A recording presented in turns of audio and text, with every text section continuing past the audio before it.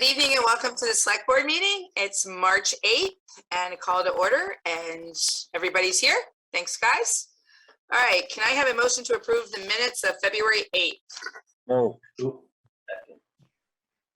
All in favor? Aye. All right. I am going to jump over the new license for Sabrina because I don't see her yet, unless you guys want to go ahead and do it. All right, let's give a few minutes because I don't see her on here now. All right, Sue, look, consideration, and we're going to jump to B, consideration of budget finance committee appointments. Okay, and Bob Jones has graciously said that he would be happy to be on the Budget Finance Committee. He did serve last year as an interim, and Sabrina just getting in the meeting, by the way. Okay. So his application is there with you, and he's already gotten a book. He attended the meeting last week. He just couldn't vote or participate really because he wasn't a member. I'll make a motion to appoint Bob Jones to the Budget Finance Committee, and thanks, Bob, for jumping in. Sandy, second. All right. All in favor? Aye. Aye. All right. Did you have that other one, Sue? No, Okay. no, the other two people declined. Okay, that's all right. Very, Because we got very another one. politely, but they declined. Okay. All right. We're going to go jump back. We were waiting for Sabrina and you are now on. Hi. All right. Consideration of a new business license application for, is it go ahead. You say it. You have to unmute, Sabrina. It's not nearly as difficult as it looked. It's Gobieski. Gobieski. Okay. Go Oh, so ahead. perfect. There you go. All right. Tell us about you and what you're doing. Okay, well, I have been a Raymond resident for 15 years. I recently took over the 302 Nutrition that is in Raymond Shopping Center. It's been a huge blessing, and what we do is we serve loaded teas and protein shakes, and hopefully by the summer we'll have protein ice cream if all goes well. But it's been I've been received really well. Everyone's been so amazing since coming in.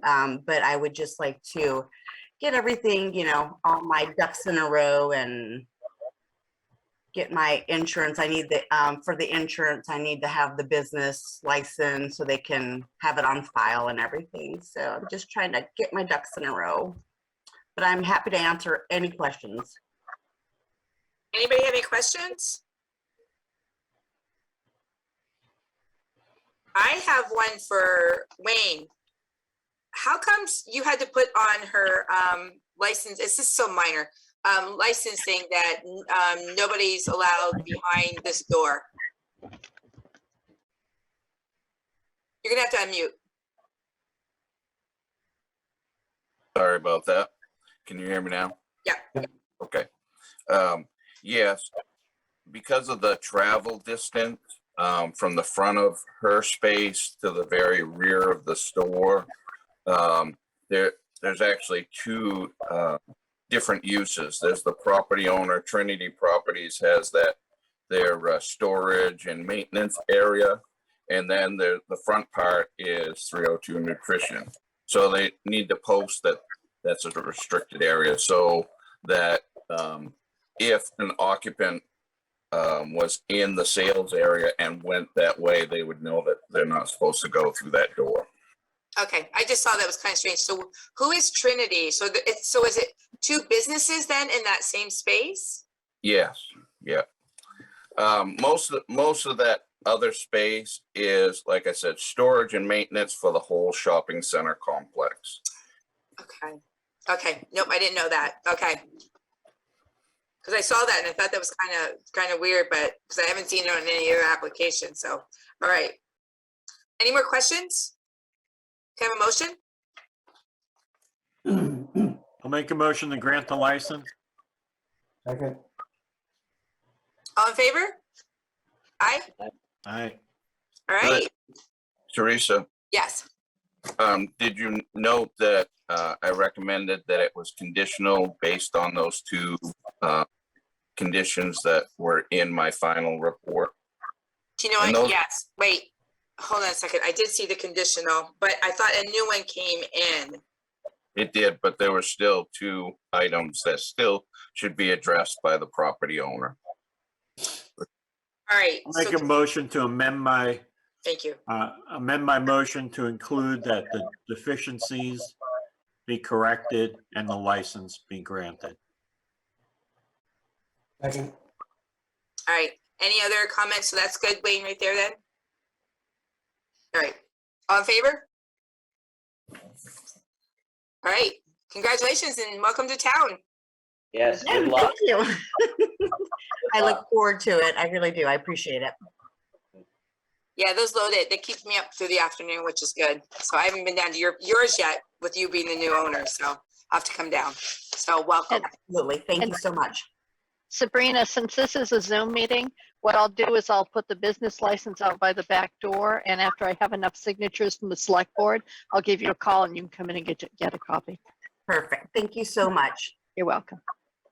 All right, jumping over consideration of UCAN 5K use of public property request. Joe, you're up.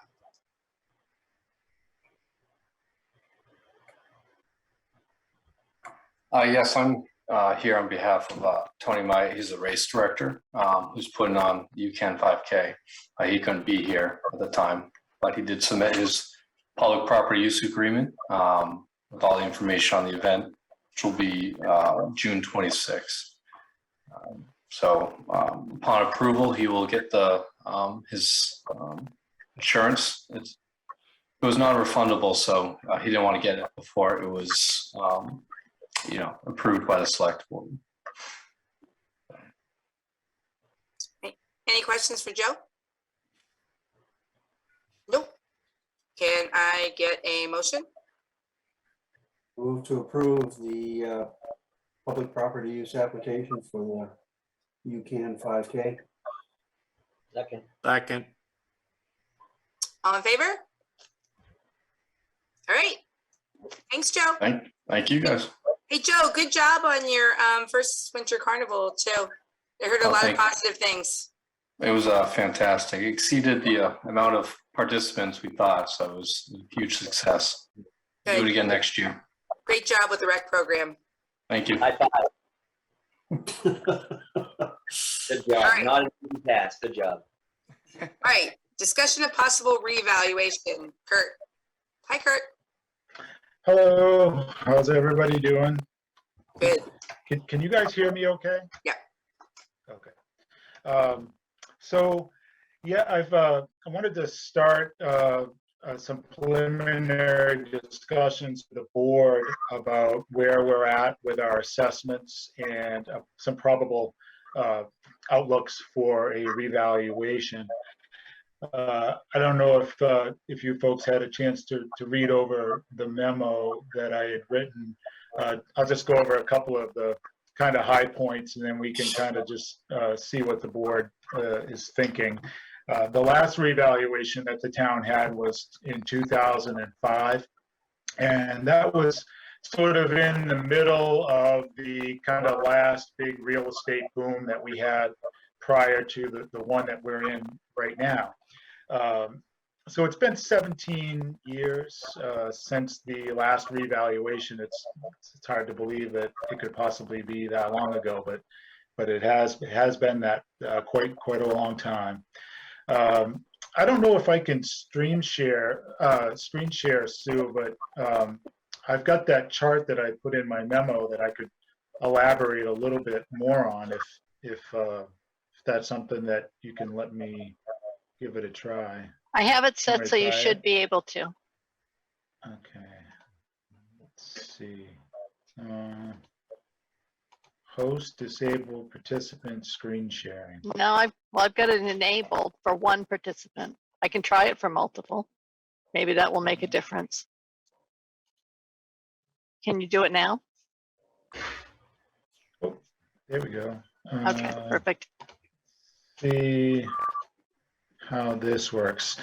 Can everybody see that slide? I didn't want to inundate the board with a bunch of slides and stats at this point, but this one shows a general overview of how our assessments have been performing in relationship to the market value over the last 17 years since the last revaluation. And essentially, 100 here is 100% of market value. So you could consider that to be where the market is in any given year. You can see coming out of the revaluation in 2005, we still had a few years of market appreciation. So the assessments weren't changing, but the market was continuing to go up. So by 2008, our assessments were around 85% of market value. Late 2008 is when the last recession began and real estate market values began to fall pretty dramatically over a 2-year period. And by 2012, the town had lost about 25% of its real estate value, and we had gone from 15% under market to about 10% over market in our assessments. And from that point, things we kind of began a very slow recovery for a period of 3 to 4 years. And then leading into the Corona pandemic, market values have been appreciating at about 3 to 5% a year, which is what I would consider to be a normal market trend. But you can see since 2020, with the onset of the pandemic, things have really fallen off a cliff, and the market has accelerated greatly. And right now, it's not uncommon to see sales coming in at double what our assessments are. So we're right about 50, 52% of market on average. Some are a little higher, some are a little lower. A lot of that is really come in the last 2 years. Not really sure what's going to happen as we come out of the pandemic and how that's going to affect market values. There's a lot of things going on. You've got migration of the workforce out of the cities from the pandemic. You've got inflationary costs, particularly on the building side. On the horizon, though, we have some interest rate hikes potentially coming, which could dampen the market. We don't know if people are going to return to in-person work and how these things are all going to play out. So, that's where we're at right now. Did anybody have any questions about the slide, or how things are going in the marketplace right now? Okay, I'm gonna try to stop share. Okay. So right now the town has $100,000 that it budgeted for reval in the current fiscal year. The FY23 budget has another $100,000 in the budget pending to add to that. And we're expecting that the cost of a revaluation is going to be somewhere north of $300,000. I think it was around 240 or 250,000 in 08. I'm expecting it's probably going to be more expensive than that this time around. But if we continue to raise money over the next couple of years, we should have accumulated the funding that we'll need to implement a project. I'm kind of just wanted to give the board some information so you can kind of have it working on your mind as to what might be coming. Preferably, I would like to see how things go through town meeting, get the second cycle of budget, see how the summer sales start to perform, and then perhaps revisit this right after commitment And if things are continuing to look pretty good or stable, then I may ask the board to proceed with an RFP for a revaluation. My expectation is that if we were to put an RFP out in the fall, by the time we, solicit bids, form some type of a committee to weigh the bids, select the vendor, get the contracting done, we'll be into spring of 2023. And then depending on what the queue is for the revaluation companies, it could be spring of 24 before they actually get a crew in here starting a project. And that would go through the summer of 2024 and would be looking at a 2025 implementation. I'm okay with it as far as that timeline goes, because I'm hoping we'll have 2 or 3 years of post-corona sales, so we'll have a better idea what's going to happen with the market, if this is a bubble or if it's just something that's going to stabilize. It's certainly atypical. This is not something I think anybody would have predicted, that a global pandemic would trigger a real estate boom, but that's what's happened. It's our normal kind of demographic of sales is skewed a little bit during this process. Normally we see greater appreciation on the waterfront, but the migration of kind of middle class workers into the interior of all of Maine in general, those interior sales have kept pace in terms of the percentage increases with the waterfront. So we're not seeing that big divide that we normally would see in Raymond or in an oceanfront town. It's pretty even. It's almost neighborhood differences, and I think a lot of differences are going to come just from the fact that we haven't really had full eyes on every property in town for 17 years now. A lot of building, I suspect there's a lot of renovations have happened during Corona that we may not know about. And there may be some inequities in the tax system that we may not even find out about until we begin to look at the properties. So that's kind of my opening act there. I don't know if anybody has any thoughts or burning questions, or is everybody kind of okay with looking at this through the summer, and then with the idea that we'd probably be looking at an RFP in the fall? Yeah, couple of questions. At what point does the state force us into the reval? I thought it was like 65% or something like that it's forced anyway. I mean, we had been contemplating this anyway, so I mean, it's not a surprise. But right. And then the second part of the question would be, typically when you're contracting with them, how's the payment side work? So in other words, if we contract with someone next year, or in the next fiscal budget, we'll have essentially we'll have 200K there. But if we're looking at a 300, I mean, how is that payment structured? So we look at how we have to handle that in the next budget cycle. Right. As for question number one, typically the state does not come in and force a town to reval.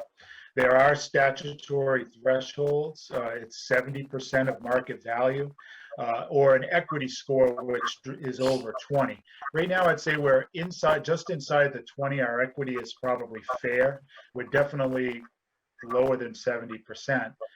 But unlike New Hampshire, where if you don't do a reval every X amount of years, they'll do it for you and then charge you. Maine doesn't operate that way. So what we are looking at, though, is the state will be, we've already seen it. We've started to cut our homestead exemptions. We've started to cut our personal property. And so the state does kind of little financial penalties that we have to pay as a way to kind of encourage a reval to be done. So over the next couple of years, as the particularly as the effect of the COVID-19 comes into play, we're going to see the homestead exemptions being cut, and it's going to cause an increase to residential taxpayers' tax bill, because instead of getting $25,000 in relief in value, they may only get $15,000 by the time we get on the doorstep of the reval. So there's a small financial price to pay, but that's really all that we're going to see from the state of Maine. Question 2, payment schedules. The last round of revals that I was involved in, typically there's a small expenditure for startup costs at the very beginning of the project, but the bulk of the expenditures come during the summer where the reval company is doing its field work. That's when they incur most of their expenses. So they'll have a crew of 5 or 6 people here working all summer long, checking houses, and that'll be in the summer prior to the implementation date. So I would expect to see probably 70% of the total costs expended out by the fall of leading into the implementation. So it's then at the end you've got mostly hearings, things like that, but the big bulk of it is at the phase where they're doing measuring and listing. I think by then we will have, if not all the cost of the reval raised, at least 2/3 of it. So we should be in good shape. Bonnie, you had a question? Please. A couple different things. Correct. I have a few properties in Portland, and they just did a reval. And I said told my wife, it's like, there's no way these properties are worth this. There's no way. And you just know that, you know, what you have is not worth that kind of money. So I said, all right, well, if you're going to make me pay for that in taxes, then I'm going to sell them. And I sold them both. One of them at the price they said, and the other one at lower. But I feel that right now is a weird time. So things are going to say that, oh, it's worth this much, when in a few years from now, once things settle down to some degree, if it does, then it's not really going to be worth that. Right. That's one of my questions of it all. And I know that none of us can predict it, because, I mean, if we're down to 50-something%, we haven't done it in X amount of years, we need to do it. We're not doing justice, you know, for the town per se with that. And my other is salaries, wages are a little bit out of control right now, and I think that I hope that they're going to come down a little bit. So you say it was 240, and you add right around 20% to bring it up to 300. I'm seeing like 40%. Right. And that being said, I hate to do it and spend 350 when if we waited a year or two, then we would only spend 300 or 250 or, you know, so there's different situations where, yes, we need to do it, but is right now the right time? It's again, it's a big wishy-washy. Yeah. So it's more of a statement and something to get us thinking more about an alternative, or let's just jump in and do it. And because if we wait too long, then people, and it doesn't go down, then we're gonna say, oh, your house was worth 100, now it's worth 180. Well, now you owe 50% or 30% more taxes than you typically would. So that's another kick in the butt too. So. Well, one of the things that we do have to keep in mind is that the assessments themselves are not going to raise taxes. Right. They're used to apportion out the tax. So the budget is going to be the tax by and large, and the values are used to slice that pie. So, you know, if we get into a situation where we end up with high values, and then there's some type of a deflation, as long as we're equitable, we would still be distributing the tax correctly. We would just be running an artificially low tax rate that's similar to what we saw in 2008 to to 2012, where we were over market on our values. If we had brought the values down, the rate would have gone up correspondingly. It may not have affected people's taxes all that much. It's more, I think, doing a reval when you're right in the midst of a bubble, and then where we're always reactionary. If then the bubble bursts, public perception is that oh, you're just crazy high on this. My hope is that by the time we actually get the implementation done, that we'll be far enough out of this that that all these things that you're thinking are going to happen will have played out. And that's my thinking. It's a 3 or 4 year process to turn this thing around. So I'm thinking that it might be time to at least get started down the road of the process. Can you always put an RFP out, and if things radically change, you can always stop the process if you haven't got to the contract stage yet. One more question, please. How far out are the companies that we would give the opportunity to bid? How far out are they to be able to even do it? They're probably a year, maybe 2 out. That's my suspicion. I haven't had any major conversations with anyone yet, but I'm guessing. Yeah, I'm guessing we'd probably be 2024 before we had people here actually working.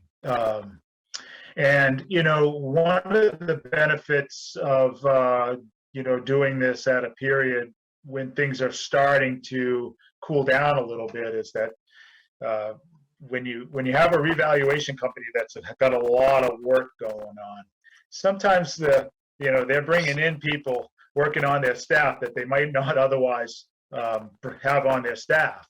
And if things kind of unwind a little bit, then they end up with their more reliable people on staff. I mean, I know that we've had issues in prior revals where we've had, the companies were kind of scraping the bottom of the barrel with people that they had doing some of the work. And a couple of years later, those people had been wicked out and they were left with their best crews. And I think, that's something that, we'll need to be watching. We want to make sure that whoever is working on this project is good people and not going to cause, the residents to feel uncomfortable with the process.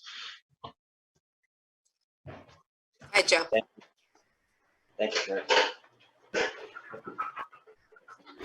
Can't hear you, Joe.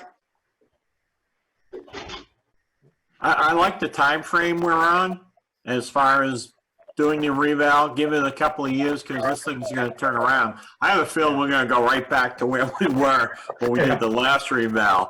We're going to do the reval and then everything's going to shoot up for a while because interest rates are going to be going up. We're in a mess right now, obviously. Just got to watch the news. So I kind of like the time frame, give it a couple of years out there. How many reval companies are there right now? I would say, looking at the software that we use, we're probably going to get maybe 2 to 4 bidders, maybe 5.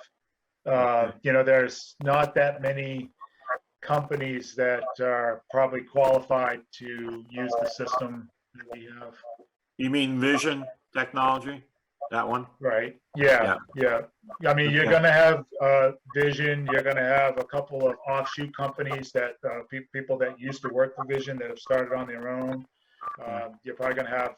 I think O'Donnell has done work on Vision. So there are some options, but it's a little more limited than what you would get with like Trio, which is one of the more of a small town software package. Right. So one other question is, if I remember in the 2005 reval, people come around and walk around your house, but you don't have to let them in your house. Is that correct? That's right. I mean, the property owner is king of their castle. Nothing can require them to let someone in their house. typically I would say entry rates are probably 55, 60%, something like that. Yeah. You So, don't get a lot of outright denials, but you get a lot of passive denials where they leave a note, oh, call us back, and you know, they don't get the call back. yeah, so you may miss out on a lot of the interior fixer-upper that might have gone on for the last couple of years. That's true. Usually what I see happen is the company will make what they feel are their best estimates based upon what it is that they do see. And then oftentimes residents will come forth in a hearing prior to tax bills going out if those estimates don't look correct in the taxpayer's favor. If it runs the other way, yeah, you're not going to hear from them. Yeah. Yeah, so it does equalize though, because it's all set by the mill rate and the valuation of the town also. That's So right. it doesn't necessarily mean a tax increase, though I'm sure it'll be hard to avoid one. Yeah. So, okay, thanks. You wanted to say something? I just want to say that I think generally speaking, isn't it advisable to let the assessors in if you can, I guess, accept that? Because normally they will probably, if they err, it may be in a way that would possibly be to your disadvantage, not to your advantage. And so a lot of the appeals are people coming in and saying, well, I don't have this or that, or so I mean, they look at houses by grades, correct? And so they'd say, this is a grade, whatever. And, sometimes it may be overgraded rather than undergraded normally. Yeah, I mean, if you're, my perspective is like if I'm visiting a house and I'm not able to procure access because the person says, no, you're just not coming in. I'm not comfortable with that. The idea is to appraise the inside in a way that's copacetic with what you see on the outside. You don't suddenly assume that, if it's an average ranch on the outside, that it's something awesome and spectacular inside. Yeah, you're still trying to be reasonable. You may have some suspicion that, things might be a little better than what you think they are based on what you see on the outside. But, I don't see people going crazy with it. But if you have a really well-kept house of, Yeah. One classification versus one that's less well kept, you see improvements in the, in the yard and things like that. Yeah. You might grade that higher than it actually is inside. Right. That's what I've seen in the past. I've seen people Yeah. complain that way, and then you get a lot more appeals. So I'm saying if you don't want to appeal, it'd be advisable if you can manage it to let them see what you have. Yeah, I mean, I think that the challenge in a town like Raymond is with the seasonal aspect of a lot of the homes down on the waterfront. That's probably the biggest hurdle that a company's going to have. People just may not be around, or you're going to have now you're going to have this nuance at Airbnb every week, different people in the house that don't necessarily own the house. Those are all new challenges that a company is going to have to overcome that they didn't have in 2008.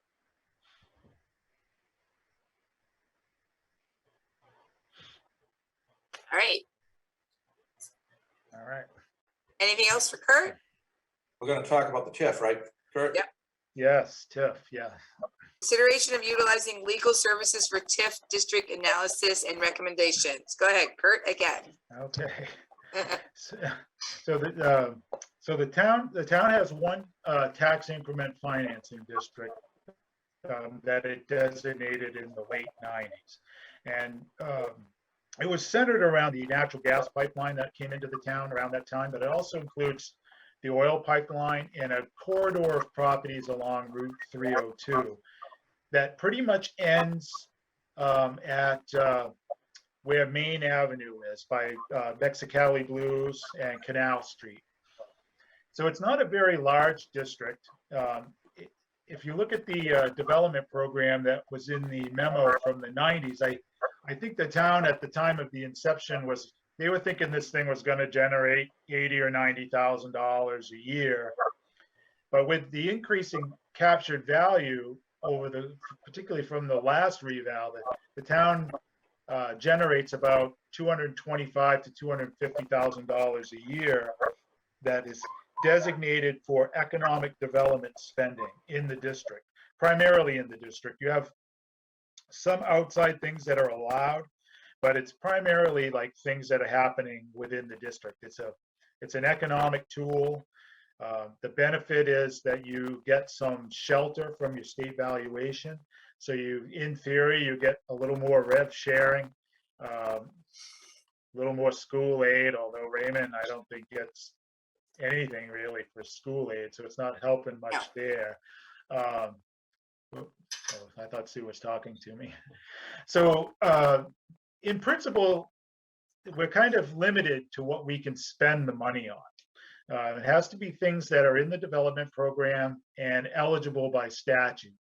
And what I've noticed over the last few years is that the town has been struggling to come up with expenditures that meet the requirements for the district. So, you know, we're probably have about $100,000 a year the last 2 or 3 years that have kind of gone unexpended because we really couldn't come up with anything. So it's kind of sitting in this reserve account that needs to be used for TIF eligible expenses. My concern is that trend continues over the final 8 years of the TIF. Could end up with $1 million sitting in it, and that I believe by statute you have to expend all the funds in the TIF when it expires, or you could run into some real problems with Maine Revenue Services because they've been adjusting our state valuation as if we were going to expend these funds. So what I would like to do is bring in Bernstein Schuer, who's does a tremendous amount of TIF work within the state, and have them start to look at the district and give the town, give the selectmen some ideas as to how we might land this plane a little, you know, softly at the conclusion of 8 years. And it could be that it's time to consider cutting the capture amount and letting some of that revenue go to general fund. And then you can spend it on whatever you want. Or it could be that with some brainstorming, we could come up with some eligible expenditures through a TIF amendment to utilize that money. But I feel like, you know, something's got to get looked at here because it's beginning to turn into a snowball that's getting a little larger every year. John, go ahead. Yeah, we talked with Sean and Sharice and I this afternoon, and we concur 100%. And so I think, you know, it's probably, in my view, better to amend the TIF to look at, you know, additional uses than to, you know, reduce the captured value, I guess. But I mean, that we can always go that way. So I concur 100% that we ought to engage the services of Bernstein Schuer to take a look at this. That's a TIF eligible expense, by the way. So that's the way we should go. Anybody got any questions? Rolf? I mean, you know, I would hope that what they're going to do is gives a little bit better definition in some of those areas. So, for example, you know, if I read part of that, I could almost think that we could use those funds towards the rescue vehicle and things like that, because that's servicing that area. So we shift that from the general fund into the TIF fund, and that would be an allowable cost. But you know, the one issue we'd run into was kind of an interpretation thing where we thought something fit there, and then when we had somebody there look at it, they said, well, it really doesn't. So I mean, I guess that, you know, what I would like to see out of that is some concrete road marks that say that, you know, yes, you could do that or you can't. Because if we look at just on the public safety side, we've got an ambulance, we've got a fire truck that are coming up and things like that would certainly use up those funds. Right. We talked about that very item today, Rolf, and that's absolutely true. But there is an issue of having to prorate the cost of the asset, you know, for the benefit that it would have within the district. So there's some complications, but what we would propose would be, I think, to keep everything that we had in the past, and then to add some clarification and amendments that would give us additional flexibility.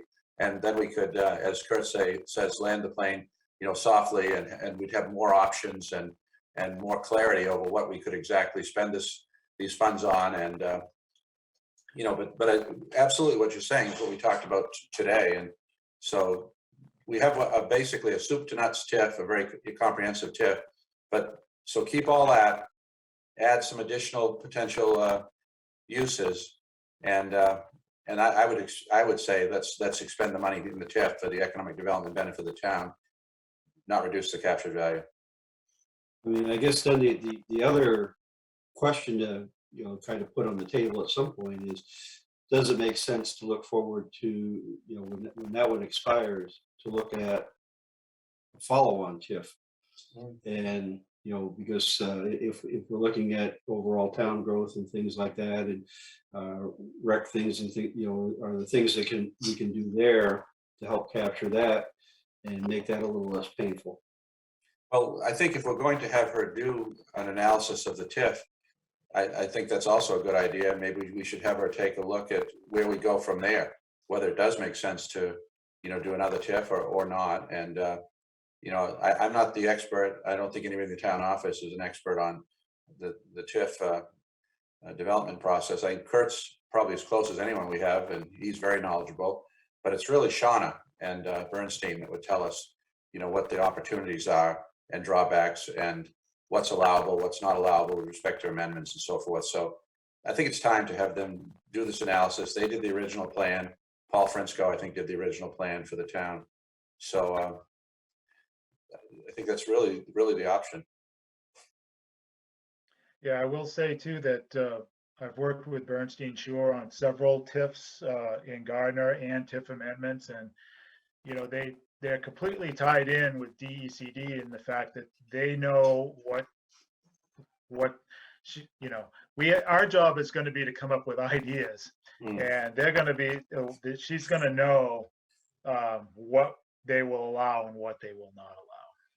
So what the town's going to have to try to do is brainstorm some of the things that you want to get done, and then we will bounce them off of Bernstein Shore to see what sticks to the wall as far as TIF goes.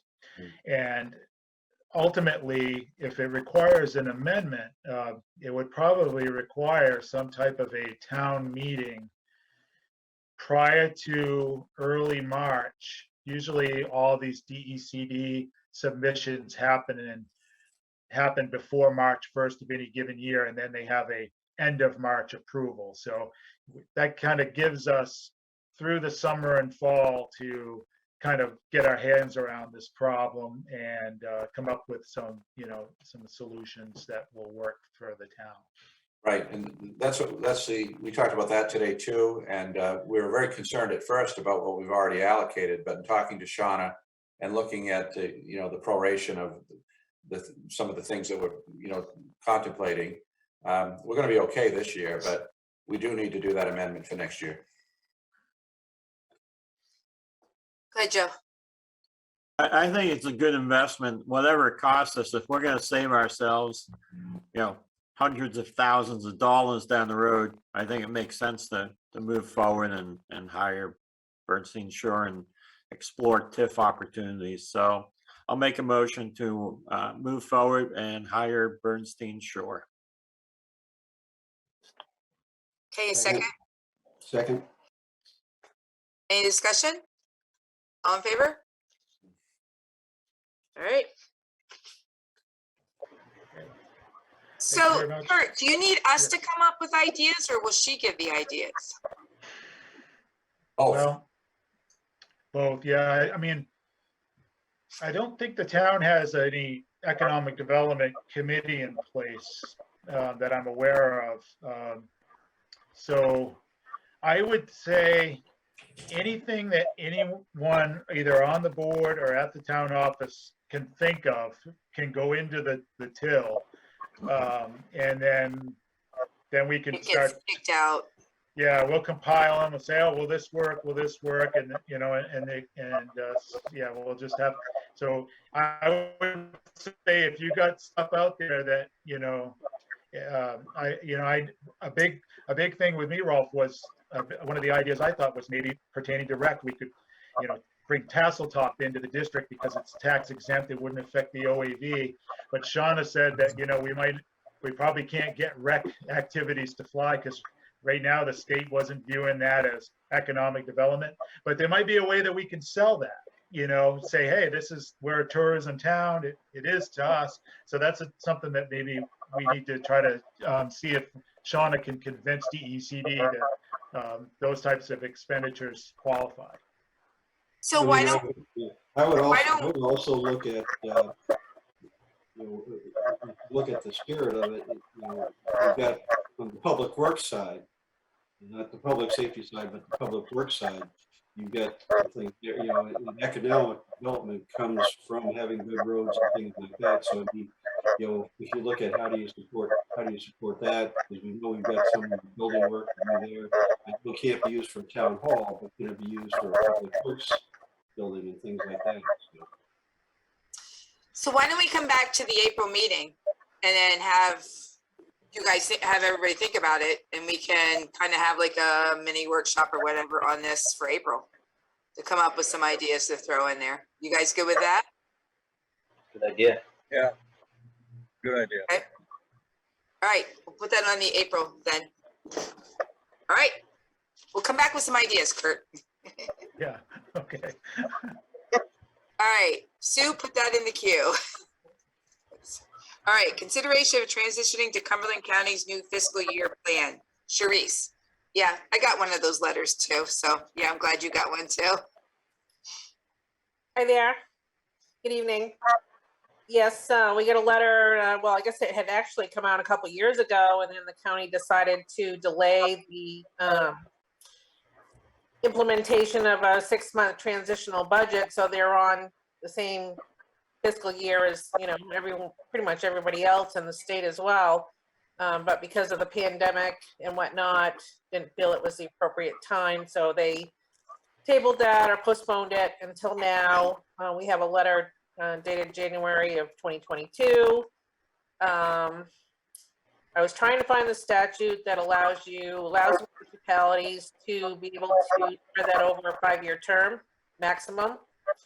I wasn't able to, but I do recall doing this in Franklin County when I was employed there back in 2008. We did the same kind of thing, and municipalities had up to 5 years to pay that 6-month transitional budget. So the next question that I had for the county was, well, is this interest free or not? Because it wasn't clear in the letter that they sent. And so I do have written confirmation that it will be interest free. So my recommendation would be to take advantage of the 5 years versus paying it all at once and spread it out, because that's up to you folks, and would be interest free. It's not for the FY23 budget, it would be for the FY24 budget development. So, but I do need to let them know, I think it was like by December or something. Yep. If memory serves me, when we looked at this, and then I got tabled and whatnot, but at that point, there was a document that said that it was interest free if you went for that 5-year plan. So if you, I don't know if you can dig up the stuff from, that would have been what, about a year ago, and if they're I guess the question would be, if they changed their mind on that, why did they change their mind? Otherwise, that was what they were offering back then. So Yeah, no, they're not, Ralph. They're still, if that was the case, I think it was probably 2 years ago now, because that's when the pandemic started, that it will be interest-free. I have the email from the county manager, Mr. Gailey, and I also listened to the county commissioners meeting of, I think it was February 28th or something, just to get confirmation that that's what the vote was. So it will be interest-free. That's the recommendation, take the 5 years. Yeah, that, I mean, I'd move to take the 5-year plan with no interest. Second. Any discussion? All in favor? Right. All right. Thanks, Sharice. Welcome. Thank you. All right, consideration of town meeting format for June 2022. So it isn't really the do or die date that I would have to have. April's meeting is that. So if you do want to take another month to decide, that would work. But by the April meeting, for sure, I do need to know whether I'm creating ballots or not out of the town warrant. I think we get more people out with ballots than we do a town meeting. But flipping that, people may not understand and want to ask questions and be able to voice their opinion, and they can do that at a town meeting. So I'm on the fence on this one. What do you guys think? Valid. Is it possible to do a setup where you had, where we had, you set it up for the municipal vote, but we had a Zoom type meeting that was allowable before that for people to pose questions? Well, that's called the public hearing for the warrant, and no one attends. But that's, no one, virtually no one. Whether they attend or not is not germane to that. But the point is, if you're worried about people having questions and not being able to answer, if you have that vehicle, then they lose their ability to complain. Well, she said that so politely that it just was out there, like boom. So to me, I'd like to get more people out, Adam, but they don't come out to the town meeting. So again, that's why I say ballot. Ballot, yes. It's all about numbers, right? It's all about people. However we can get more of the town to be spoken. Or Right. Absolutely. We listen to. So Right. I say we don't do the town meeting and go the other route. What do you think, Joe? Yeah, I love town meetings, but like nobody comes out, and what the pandemic has done is made even less people come out. So I think ballot is the way to go, but we're gonna have to, looking at this budget early on, I think we're gonna need to explain to people what's really going on in the budget and Yep. where we end up. Yep. Because there's gonna be a lot of upset people when they look at some of these numbers if we don't do our job and pare it down to where it makes sense. No, I agree with you on that. And once again, we have ran into this issue many times. How do we get word out to people? Because they only come out when there is an issue. Do you know what I mean? But even though we hold public meetings and we explain as much as we can, trying to get word to people. So maybe we throw in an extra budget meeting to, again, once we get it all narrowed down between us and the budget finance, then we have another meeting afterwards that says, here, we're all together on this. This is what this means. Boom. But we hope we're all together on it. I'm thinking optimistic. Okay. Yeah. So what do you think, Rolf? I don't have a problem with the vote. It worked pretty well last time. It's just, the only thing you hear is that it's a big document for them to work with. It's a lot for them to go through, and it does leave areas for people to be confused. And, maybe I don't know how best we do that, but I think we have to do something to make sure that they understand what each of the items are and what's in there, so that they get a chance to have any of their questions answered. Is there a way to do a cheat sheet? So what I mean by cheat sheet is, number one means if you vote for this means this. If you vote no, it means this, like on each one. Go ahead, Joe. I think we put something out in the Wyndham Eagle, Yeah. like a recap, a synopsis that explains the budget in general terms, but gives enough information so people can make a Informed good decision. decision. Good idea. That being Damn it. One issue of the sorry. Roadrunner. Well, we have the Wyndham Eagle in the middle section, so Yes. you can use that whole month for putting it all about the budget. Go ahead, Lonnie. Is it possible to get some of those newspapers at election day and on a table. So if people didn't get them or people didn't know, or they just go to that, which is a lot like you're saying, but we're having them write it instead of us. That makes sense. That makes good sense, yeah. So we get the newspaper out earlier, but we can have a lot of copies, but I don't know if you're allowed to legally. Sue, go ahead. Yep, I knew that was coming. You would have to word it incredibly carefully not to look like you're swaying anything Right. in any direction. And that's what's hard. We do have an addendum that goes with the ballot that explains the land use ordinances and all of the ordinance changes. It doesn't explain them, but it does. There is a little summary in it. Has all of the actual wording, because you can't put all the wording of an ordinance change in a ballot question.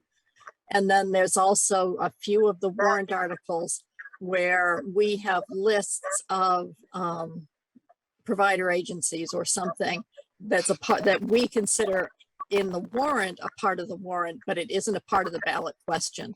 So that's in the addendum. But you can put some things in the addendum, but you do want to be careful when you're saying, if you vote yes, it means, if you vote no, it means, because my butt could be in a sling. Hey, So there- Sharice, nice cat. I know, I'm laughing at the cat too. Thank you. It's like a raccoon with the black. So on those nice little booths that we go into, can't we have like all kinds of cheat sheets all over those? No. They don't No. even read, please leave the pen. You what? They don't even read the sign that says, please leave the pen. So and that's what's hard, because it takes, when I give them the 2-sided 4-page ballots for the town meeting warrant, it takes people that actually look at it 15 to 20 minutes to vote those. It's not a quick process. So So you saying, Sue, that you would prefer an in meeting? I'm old fashioned, and I like I like the fact that people can ask questions, but I can argue it both ways. I really can. It's not my decision either, but I really can find positives and negatives on both sides of the aisle, because on one hand, you do have more people that are looking at it, but you also have more people sometimes that are looking at it not understanding what they're reading. Right. I like getting people out there. Go ahead, Don. I had an old selectman one time tell me, you never change anyone's mind at town meeting. People come to the town meeting knowing what their perspective That's is. right. And I'm going to tell you that they come to the polls the same way.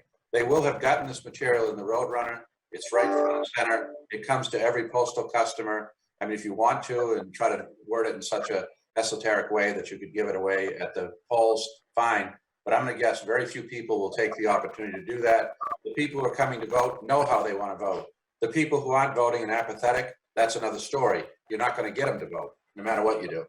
That's why I'm saying we do it the month before. You don't need to have it at the polling booths, because people, like you say, they've already made up their minds. And people who come to vote are probably more educated about what they're voting on. And so they've already read the material. I agree. And I think to do a good job a month before, like Joe says, is the way to go. Well, and the other thing too, people are really busy these days. And so to sit at a town meeting the whole time, it's just quicker for them to come in and do the voting on a ballot and say what they want and go. You know what I mean? So I gotta start the chew.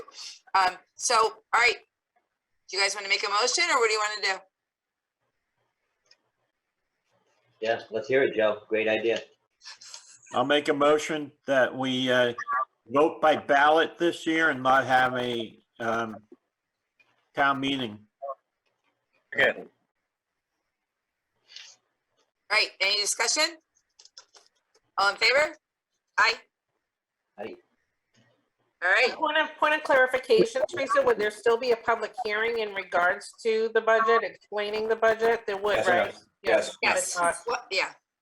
There has to be. Right. So with the whole budget process, we still have, next week, we have the other half of the department heads. And then we get together with budget finance, and then we get by ourselves, they get by themselves, and yes. All right, moving on, public comments. Dun, dun, dun, dun, dun, dun. Did you want to appoint my election workers? No. So anyways, Go ahead. Back to consider, I already checked it off. Looking at that, right, yeah. Consideration of appointing election clerks for 2-year terms. Yeah, this is the list of clerks that I currently have. Some of them have stopped serving because of the pandemic. I've left them on the list because I don't want to leave them out. Some of them are dear souls that have been doing this longer than I've been alive, and I hate to tell them no. So I still send them the letter, but there are a lot of them that we got new after the presidential election, which is nice, and a lot of younger folks have come out. So it's really been quite a good mix of experienced clerks with new clerks.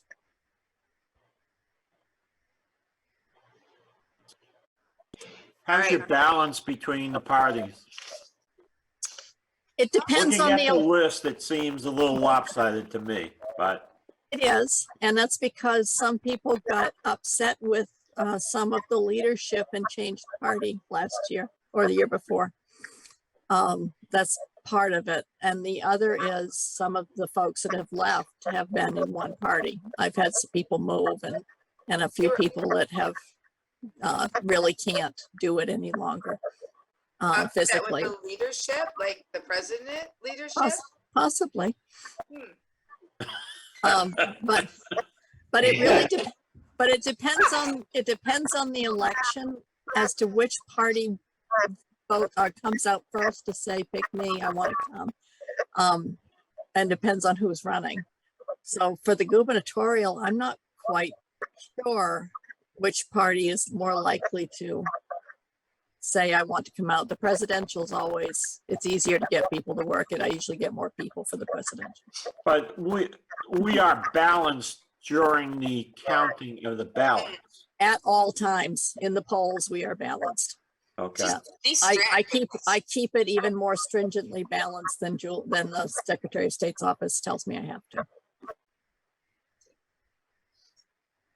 All right, do I have a I'll motion? make a motion to appoint all the election clerks put forward. Second. All right, I have a question about that.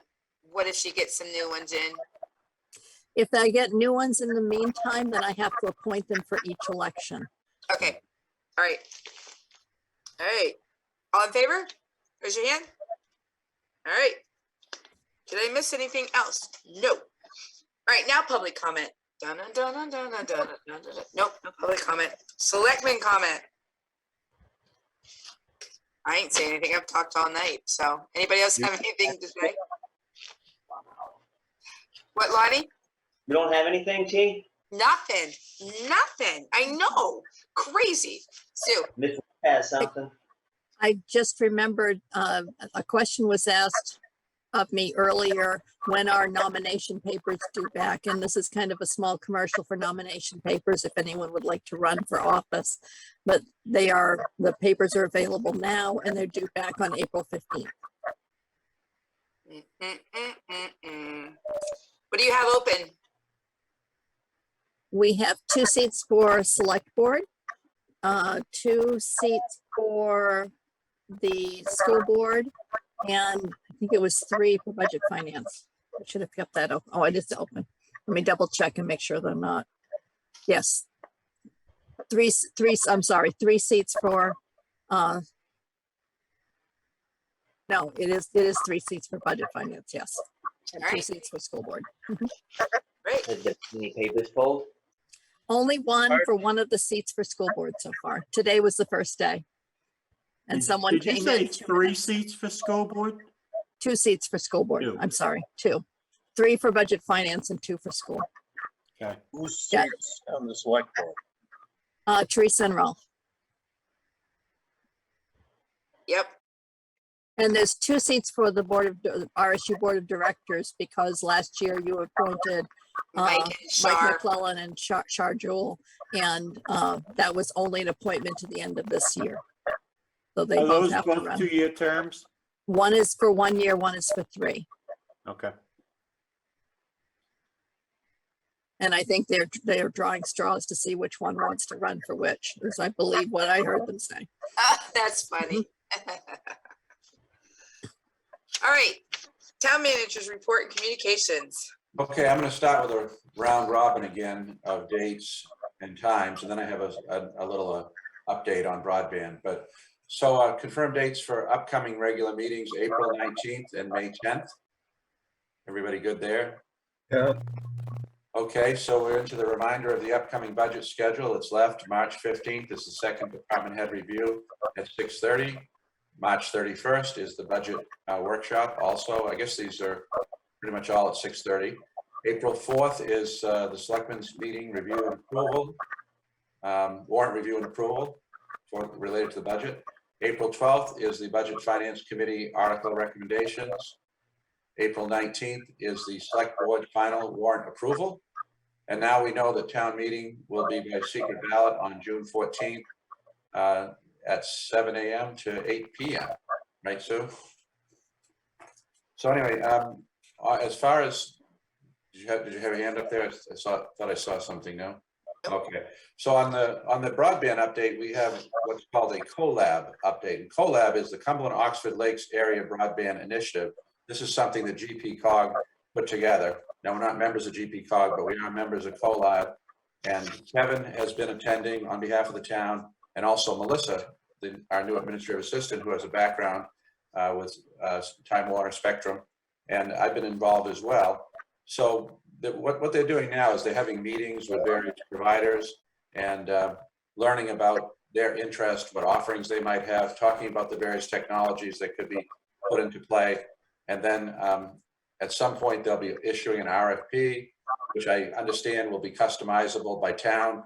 So basically, you know, some of them are going to opt for something other than fiber to every residence. Not Raymond, we're going to insist on fiber as a pricing model and as a development model. Some of them may look at, you know, satellite and other types of technologies, but you know, Kevin is set on the fiber to the home model, and that's where we need to be. And we actually have some preliminary pricing from Otelco that we've developed back channel. And I mean, it's not inexpensive, but it's not something that's overwhelming either. And so that'll be the next step, is once we select a provider, we know what it's going to cost us. Then we have to figure out how we're going to pay for this.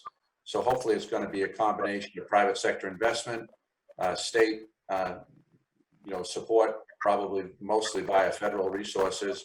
And then there may be some town component, probably will be some town component. And that's where, you know, the TIF may come into play.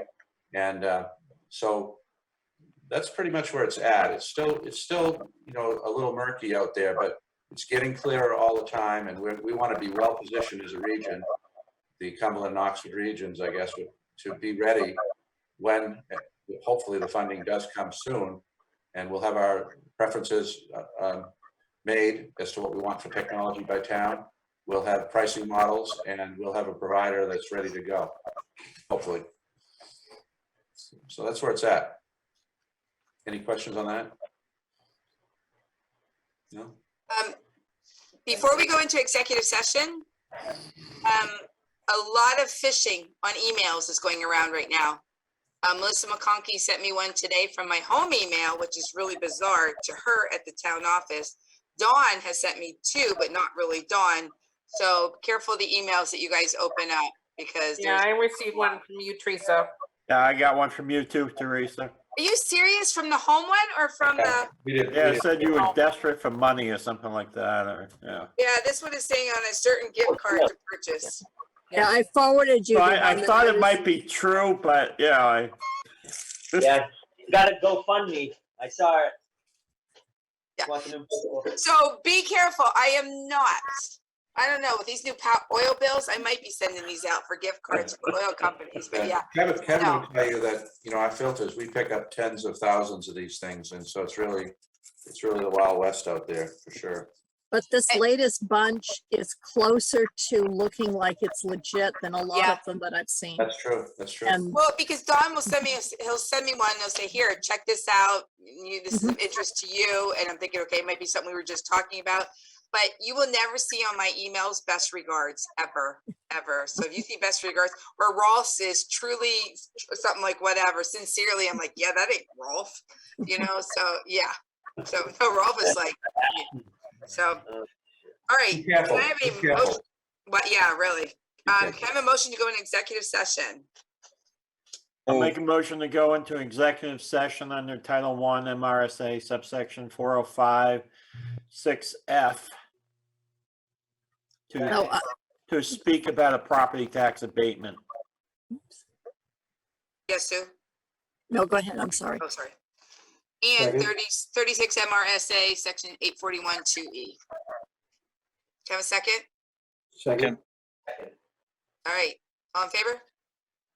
All right.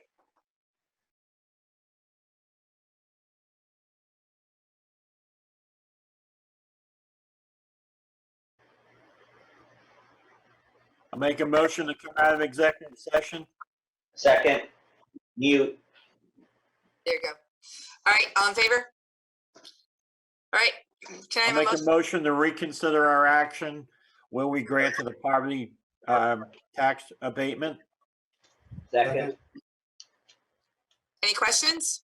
All in favor? I'll make a Okay. motion that we do not grant the poverty tax abatement. second, Second. All in favor? Okay. Motion to go back into executive session for the consideration of the Spirit of America Award. So move. Or a second? second, Sam left. All right. All in favor? Sorry.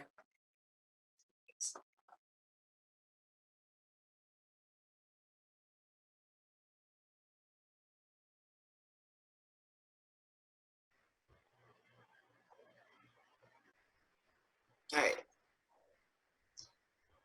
I'll make a motion to come out of the executive session. Are we, second, are we taping? Yes. I don't know if we're taping yet. yeah, we usually do the old 10, 9, 8. Yeah. You're back. It's Sean, can you hear us? Yes. Yeah, you're back. Okay. Make a motion to come out of the executive session. Second, All in favor? All right. I have a motion to adjourn. Move to adjourn. second. All in favor? All right. All right. Good night. Hey, guys. Night all. Good night. Aye.